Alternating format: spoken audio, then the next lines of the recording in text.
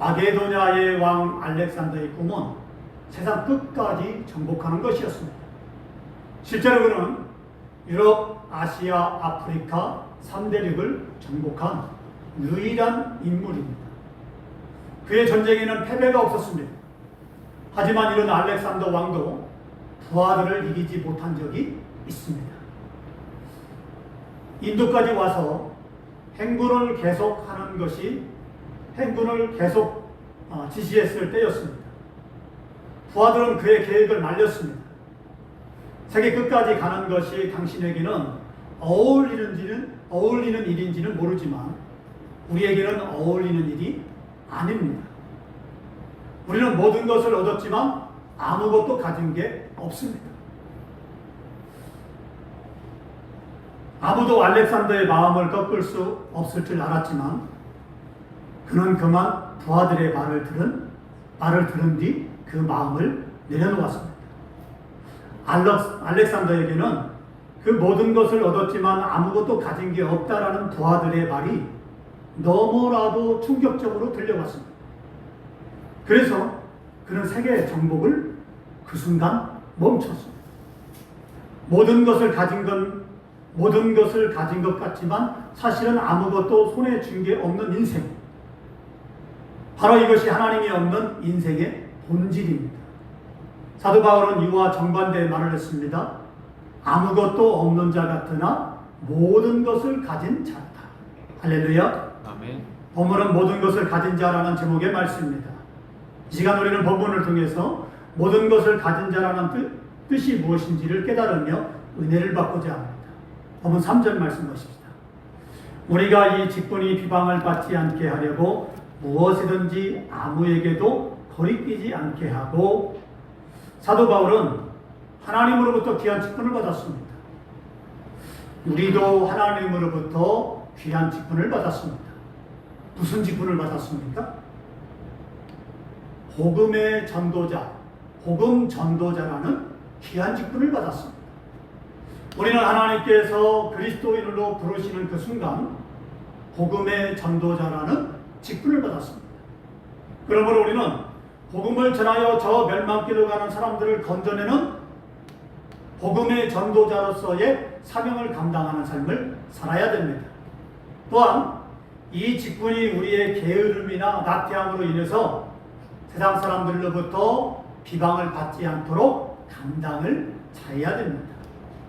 부활하신 예수님께서 제자들에게 이렇게 명령했습니다. 이것은 부탁이 아니라 명령입니다. 그리고 이에 따른 결과도 이렇게 말씀해 주셨습니다. 마가복음 16장 15절로 16절 말씀에 또 이르시되 너희는 온 천하에 다니며 만민에게 복음을 전파하라. 믿고 세례를 받는 사람은 구원을 얻을 것이요 믿지 않는 사람은 정죄를 받으리라. 자, 이런 예수님의 지엄하신 지상 명령을 초대교회 성도들은 잘 순종했습니다. 우리 믿음의 선배들은 온갖 핍박과 고난을 겪으면서도 목숨을 걸고 복음을 전했습니다. 그 결과 오늘 우리가 예수님을 믿고 구원받은 그리스도인이 된 것입니다. 만일 그들이 핍박을 당할 때, 그들이 죽임을 당할 때, 그들이 쫓김을 당할 때, 그들이 어려움을 당할 때, 그들이 사자갑이 되었을 때, 그들이 기름으로 끓는 큰 가마솥에 빠져 죽어갈 때, 그들이 창에 찔릴 때, 그들이 칼에 찔릴 때, 만일 복음을 목숨을 걸고 증거하지 않았더라면 오늘날에 우리는 구원을 받지 못합니다. 그들이 목숨을 걸고 복음을 증거해줬기 때문에, 그들이 목숨을 버렸기 때문에 오늘 우리가 구원받고 지금 살게 된 것입니다. 그러면 오늘 우리를 통해서 누군가 구원받을 자를 위해서 복음 전도자로서 복음을 증거해야 됩니다. 많은 사람들은 그렇게 생각합니다. 편하게 잘 먹고 잘 살고 그걸 부러워합니다. 그게 부럽습니까? 그게 부러우면 교회 나올 필요 없습니다. 그게 부러우면 예수 믿을 필요 없습니다. 예수 믿는다는 건 고난입니다. 핍박입니다. 어려움을 감수해야 됩니다. 고통을 받아야 됩니다. 비웃음과 조롱을 받아야 됩니다. 때로는 목숨을 걸고 내 믿음을 지켜야 됩니다. 목숨을 걸고 복음을 증거해야 됩니다. 내가 복음을 증거하지 않으면은 그건 사명받은 자도 아니고 그거는 택함받은 자도 아닙니다. 택함을 받았다는 것은 복음을 증거할 사명을 받았다는 말입니다. 근데 택함받은 자가 복음을 증거하지 않는다? 그거는 택함받은 자로서의 삶이 아닙니다. 내가 예수 믿으니까 잘 먹고 잘 살고 형통하고 축복받고 내가 시험에 합격하고 내가 성공하고 만일 그런 생각으로 교회 나온다면 그런 생각으로 예수 믿는다면 당장 여러분은 멈춰야 됩니다. 돌아서야 됩니다. 회개해야 됩니다. 왜냐하면 그것은 믿음이 아니기 때문에 그렇습니다. 믿음이 아닌 것을 가지고 예수님을 섬긴다면 하나님은 하나 기뻐하지 않습니다. 거기엔 돈이 없습니다. 아무리 성공하고 아무리 잘 먹고 잘 살고 아무리 부양을 누린다 할지라도 그거는 헛된 인생에 불과합니다. 하나님은 그 사람에게 말합니다. 너는 돌이켜라. 너는 깨달아라. 너는 믿음이 없다. 라고 말씀합니다. 얼마나 불쌍합니까? 사람들은 저 사람은 믿음이 좋아서 저 사람은 얼마나 하나님을 잘 섬기기 때문에 저렇게 시험에 합격하고 좋은 직장 잡고 형통하고 복을 받고 그리고 성공하고 저런 삶을 살아갈까 하는데 하나님은 너는 구원받지 못한 자다. 너는 불쌍한 자다. 너는 나로부터 버림받은 자다. 라고 하나님이 인정하지 않는다면 얼마나 불행한 자입니까? 그러니 우리가 믿음이 없는 삶, 바로 세상 사람들이 추구하는 삶을 추구하는 가치관으로 살아서는 안 된다는 거예요. 그래서 예수님 말씀하지 않습니까? 너희는 세상을 본받지 말고 그렇습니다. 세상을 본받으면 안 됩니다. 많은 사람들이 그렇게 사니까 잘 믿는 것처럼 보이지만 그것이 함정이 되어서 그것이 함정이 되고 그것이 걸림돌이 되어서 그만 많은 사람들이 신앙생활을 잘 하는 것 같지만 실상은 믿음이 없기 때문에 그런 것 때문에 하나님을 떠나버리고 맙니다. 나의 만족, 나의 위, 내가 잘 되는 것, 내가 안 되면 하나님을 원망하고 불평합니다. 그리고 마침내는 하나님을 떠나버립니다. 그런 사람들이 너무나 많습니다. 하나님 뜻 살지 않습니다. 바로 예수님은 그렇게 살지 말라고 말씀합니다. 그건 믿음이 아니라고 말씀합니다. 거기는 구원이 없다고 말씀합니다. 우리 믿음의 선배들이 그렇기 때문에 내가 재산을 빼앗길지라도 로마의 핍박이 왔을 때 그들은 재산 하나 건지지요. 알몸으로 그들은 맨몸으로 쫓겨났습니다. 근데 그들이 어떻게 했습니까? 하나님 원망하고 불평했습니까? 하나님 이게 뭡니까? 우리가 하나님을 얼마나 잘 섬겼습니까?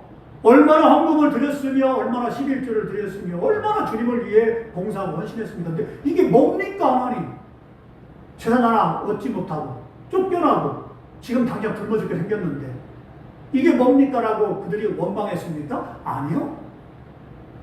도리어 그들은 가서 이제는 부걸할지라도 그들은 하루 일어서 하루 이제는 다른 나라 가서 일하면서 먹고 살지라도 가난하게 살지라도 그들은 가서 복음을 증거했어요. 어려울지라도 복음을 증거했어요. 그것 때문에 오늘 우리가 구원받은 그리스도인이 된 거예요. 그러면 여러분의 삶의 목적은 뭡니까? 여러분 어떻게 살기를 원하십니까? 부유하게 잘 먹고 잘 살기를 원하십니까? 그게 목적입니까? 하나님은 그걸 싫어하십니다. 하나님 그걸 기뻐하지 않습니다. 바로 그렇기 때문에 오늘 우리도 우리 믿음의 선배들이 신앙생활을 했던 것처럼 목숨을 걸고 예배를 지키며 예배를 드리며 복음을 전하는 삶을 살아야 됩니다. 왜냐하면 이것이 예수님이 우리에게 맡기신 사명이기 때문에 그렇습니다. 할렐루야. 아멘. 그 다음 사도 바울은 이렇게 말씀합니다. 본문 4절로 5절 말씀 보십시다. 오직 모든 일에 하나님의 일꾼으로 자천하여 많이 견디는 것과 환난과 궁핍과 고난과 매맞음과 갇힘과 난동과 수고로움과 자지 못함과 먹지 못한 가운데서도 그랬습니다. 여기 사도 바울은 자신을 가리켜 하나님의 일꾼으로 자천하여라고 표현하고 있습니다. 여기서 자천한다라는 말은 스스로 추천한다라는 말입니다. 그럼 왜 사도 바울이 이런 말을 했을까요? 자신은 고린도 교회에 침투한 거짓 사도들처럼 출전장을 보여주는 이런 외적인 조건에 아니라 지금까지 행한 모든 일들도 스스로 하나님의 참된 일꾼임을 증명해 보여주었기 때문에 이런 말을 했던 것입니다.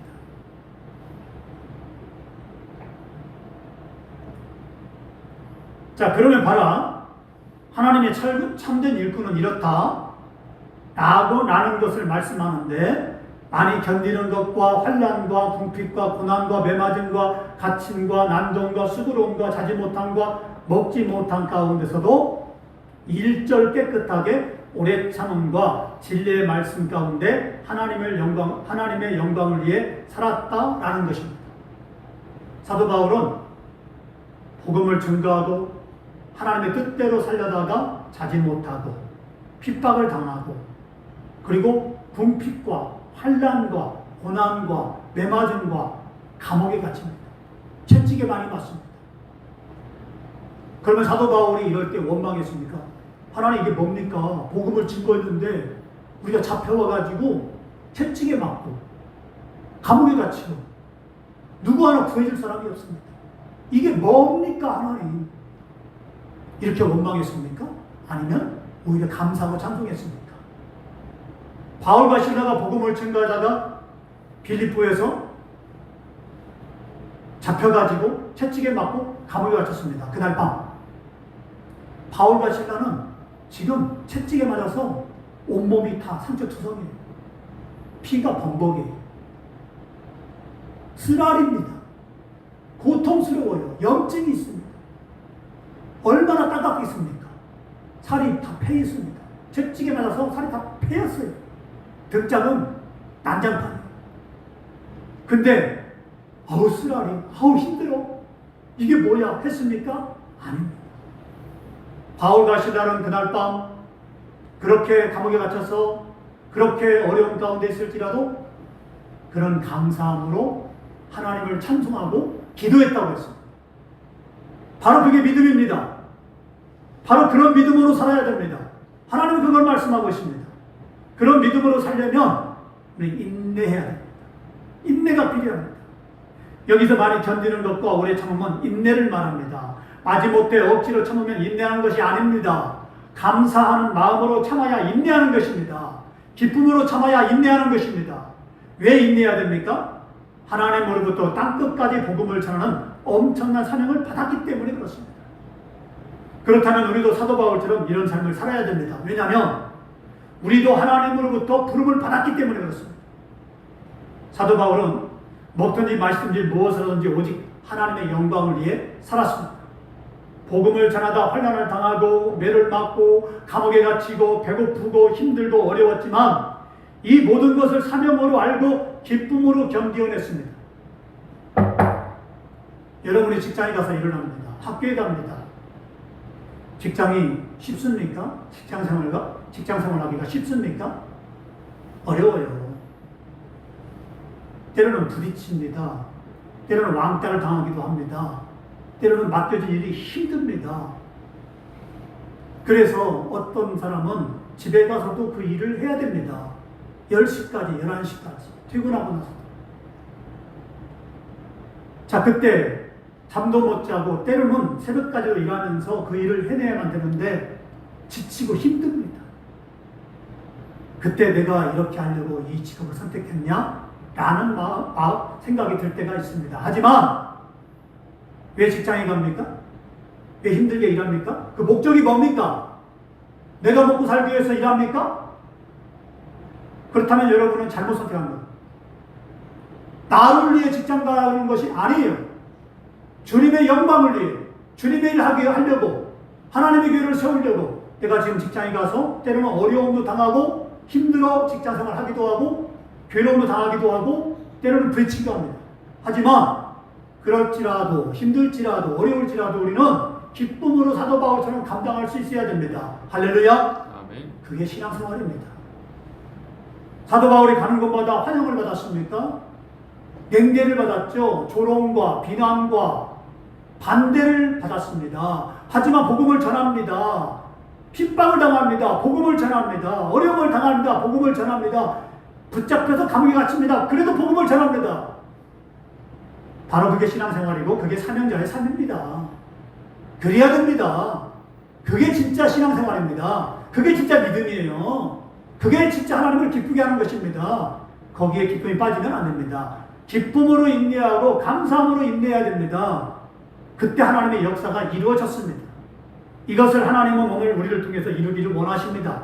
나를 통해 누군가를 구원하기를 원하십니다. 우리가 누군가를 구원하려고 한다면 환난을 당하고 매를 맞고 힘들고 어렵지만 그 영혼을 구원하기 위해서 참고 인내해야 됩니다. 가정을 다스려야 됩니다. 뭘로? 믿음으로. 내 가족을 구원의 길로 인도하기 때문에 참아야 돼요. 네? 아내가 불평할 때, 아이들이 불평할 때 막 혼내고 쥐어받고 때리고 아내와 싸우고 해야 됩니까? 우리 청년들은 잘 깨달으세요. 앞으로 결혼할 것 아닙니까? 가정을 이룰 거예요. 그러면 여러분의 가장이 될 수도 있고 합니다. 마음에 맞지 않습니다. 부딪힙니다. 그러면 어떻게 합니까? 막 고함을 질러야 됩니까? 화를 내야 됩니까? 막 쥐어박아야 됩니까? 때립니다. 같이 막 쌍욕하면서 그렇게 해야 됩니까? 다툽니까? 그러면 안 됩니다. 그건 믿음 생활이 아닙니다. 인내해야 됩니다. 뭘로? 믿음으로. 예수님이 십자가에서 우리를 구원하기 위해서 그 모든 고통을 참았듯이 우리도 그 십자가를 견뎌내야 됩니다. 대신에 부드러움으로 타일러야 됩니다. 기도해야 됩니다. 잘 이끌어 가야 됩니다. 그래서 가장입니다. 내 가정을 이끌어 가는 게 가장이지요. 그래서 구원의 길로 내 가족들이, 내 자녀들이, 내 아내가 나를 따라서 구원의 길로 하나님을 잘 섬겨서 복을 받고 믿음으로 하나님을 잘 섬기도록 해야 됩니다. 근데 마음에 맞지 않는다고 우리는 다투고 싸우면 절대 안 됩니다. 그러면 하나님 기뻐하지 않습니다. 그러면 내 믿음이 떨어집니다. 자녀들이 다 실망하고 낙심하고 자녀들이 아버지의 모습을 보고 어머니의 모습을 보고 실망할 수밖에 없습니다. 그렇기 때문에 그런 자녀들이 하나님을 나중에는 다 떠나버립니다. 믿음이 없어지거든요. 그러나 어려울지라도 가난하게 할지라도 힘들지라도 이제 낙심하지 않고 그 부부가 합심해서 기도하며 하나님을 의지하고 하나님만 바라보고 그렇게 살아갈 때 그 자녀들은 그 어머니의 어려움, 아버지의 그 어려움, 그걸 이해합니다. 몸으로 깨닫습니다. 아, 우리 아버지가 어머니가 어려워도 하나님만 의지하는구나. 저게 믿음이구나. 저렇게 해야 되는 거구나. 그걸 본받습니다. 나중에는 자기도 어려워도 똑같이 어머니, 아버지가 신앙생활처럼 그렇게 주님만을 의지합니다. 결국 어떻게 됩니까? 하나님의 놀라운 은혜가 그 가정에 임합니다. 언제까지 가난한 게 아닙니다. 언제까지 안 되는 게 아닙니다. 언제까지 실패하는 게 아니에요. 하나님을 의지하게 되면 끝내 하나님은 그 사람을 이렇게 세워주십니다. 그래서 의인은 7번 넘어질지라도 8번째 일어난다고 성경은 말씀하고 있습니다. 그래서 우리가 믿음으로 살자 이 말입니다. 중요한 건 믿음이에요. 보십시오. 예수님은 죄가 없으면서도 나 같은 죄인을 구원하기 위해서 얼굴에 침뱉음을 당했습니다. 뺨을 맞았습니다. 온갖 인격 모독을 당했습니다. 채찍으로 맞았습니다. 십자가를 지고 골고다 언덕을 올라가셨습니다. 그리고 마침내 십자가에 못 박혀 고통 가운데 죽으셨습니다. 그러면 우리도 예수님을 위해 십자가를 지는 삶을 살아야 됩니다. 무거워도 힘들어도 어려워도 십자가를 지어야 됩니다. 그리고 이것이 그리스도인자의 삶입니다. 예수님 말씀하십니다. 누구든지 나를 따라오려거든 자기를 부인하고 자기 십자가를 지고 나를 따를 것이니라. 누구든지 제 목숨을 구원하고자 하면 잃을 것이요 누구든지 나를 위하여 제 목숨을 잃으면 찾으리라. 아멘. 그 다음은 사도 바울은 우리가 주님을 위해 살면 어떻게 되느냐를 말씀해 주고 있습니다. 본문 8절 중반절로부터 10절 말씀을 보십시다. 우리는 속이는 자 같으나 참되고 무명한 자 같으나 유명한 자요 죽은 자 같으나 보라 우리가 살아있고 징계를 받은 자 같으나 죽임을 당하지 아니하고 근심하는 자 같으나 항상 기뻐하고 가난한 자 같으나 많은 사람을 부유하게 하고 아무것도 없는 자 같으나 모든 것을 가진 자로다 그랬습니다. 우리가 주목해 볼 말씀은 같으나 라는 말씀입니다. 같으나 라는 말은 같아 보이나 실제로는 다른 모습을 말합니다. 겉과 속이 다른 것을 말합니다. 이미지가 다른 것을 말합니다. 소문과 실제는 다른 것입니다. 사도 바울은 사기꾼이나 거짓 사도로 매도당했습니다. 이것은 사도 바울을 음해하려는 자들이 퍼뜨린 소문이었습니다. 예수님의 제자들도 흑세 무민하는 자라고 줄기차게 비난과 조롱을 받았습니다. 네로 황제가 미쳐서 로마 시내에 불을 질러놓고 이것은 기독교인들이 불을 질른 것이다 라고 거짓 소문을 퍼뜨렸습니다. 그래서 기독교인들이 많은 핍박을 받고 죽임을 당하고 로마에서 쫓겨났습니다. 어떻게 되었습니까? 그들이 죽임을 당하고 로마에 쫓겨나서 망했습니까? 아닙니다. 그들은 망하지 않았습니다. 그들은 가는 것보다 복음을 증거했습니다. 복음의 불이 그들을 통해서 활활 타올랐습니다. 오히려 이게 하나님의 역사입니다. 사도 바울은 속이는 자 같으나 나는 참되다라고 말했습니다. 오늘 중요한 것은 주님이 사도로 인정해 주셨기 때문에 사도 바울은 나는 무명한 자 같으나 유명한 자라고 말하고 있습니다. 오늘 우리도 마찬가지입니다. 다른 사람 보기에 무명한 자, 실패한 자, 어려움을 당하는 자 같으나 하나님이 인정하면 결국 어떻게 됩니까? 승리합니다. 성공합니다. 일어섭니다. 역사합니다. 그래서 우리가 믿음으로 살아야 된다는 것입니다. 할렐루야. 이어 사도 바울은 이렇게 말씀합니다. 우리는 가난한 자 같으나 많은 사람을 부유하게 하고 아무것도 없는 자 같으나 모든 것을 가진 자로다. 그랬습니다. 그렇습니다. 사도 바울은 실제로 가난했습니다. 그는 세계적인 석학이었습니다. 머리가 아주 비상하고 똑똑했습니다. 마음만 먹으면 많은 돈을 벌 수 있고 부자로 떵떵거리며 잘 살 수 있었습니다. 하지만 사도 바울은 복음을 전하는 사명을 지키는 것 때문에 가난해졌습니다. 그동안 자신이 세운 교회들에게 선교비를 요청하면 충분한 선교비를 받으며 선교할 수 있었습니다. 하지만 사도 바울은 일절 교회 지원금이 없이 자비량으로 선교하며 복음을 전했습니다. 사도 바울은 물질적으로 가난했습니다. 하지만 누구보다 영적으로 부유한 사람이었습니다. 왜냐하면 하나님께서 언제나 그리스도 예수 안에서 풍성한 대로 채워졌기 때문에 그렇습니다. 하나님이 풍족하지는 않지만 모자라지 않게 사도 바울에게 채워졌습니다. 이런 사도 바울은 예수 그리스도 한 분만으로 아무것도 가진 것이 없는 것 같지만 모든 것을 가진 자로서의 삶을 살았습니다. 바로 이것이 영적인 신비입니다. 말 한마디 하려면 온몸을 비틀어야 겨우 할 수 있는 뇌성마비 장애인 송명희 시인의 시로 오늘 말씀을 마치겠습니다. 영상을 띄워주세요. 이분은 송명희 시인입니다. 여러분 보기 어떻습니까? 정상인입니까? 말 한마디 하려면요 온몸을 다 비틀어야 돼요. 그래야 말을 겨우 한마디 합니다. 밥도 자기가 못 먹어요. 떠먹여줘요. 여러분은 어떤 삶을 살고 있습니까? 여러분이 말 한마디 하려면 온몸을 비틀고 있습니까? 밥 한 숟갈 먹는데 여러분이 못 먹습니까? 여러분요 건강한 것만으로도 감사해요. 진짜? 자, 이 송명희 시인은 이렇게 시를 지었습니다. 잘 들어보세요. 나 가진 재물 없으나 나 남이 가진 지식 없으나 나 남에게 있는 건강 있지 않으나 나 남이 없는 것 있으니 나 남이 못 본 것을 보았고 나 남이 듣지 못한 음성 들었고 나 남이 받지 못한 사랑 받았고 나 남이 모르는 것 깨달았네. 공평하신 하나님이 나 남이 없는 것 같게 하셨네. 할렐루야.